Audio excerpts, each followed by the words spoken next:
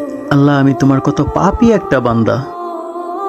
আমি ছাড়া তো তোমার অনেক বান্দা আছে, কিন্তু তুমি ছাড়া আমার কেউ নাই। আমার মাফ করে দাও আল্লাহ।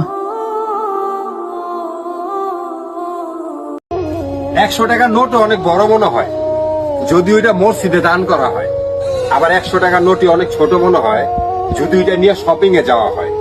3 ঘন্টা দেখা সিনেমাও সময় অনেক কম মনে হয়, আর জুম্মার 20 মিনিটের খুতবা মানুষের কাছে অনেক বড় মনে হয়।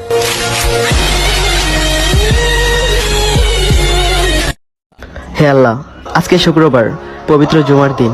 আমাদের গুনাহগুলোকে তুমি মাফ করে দাও।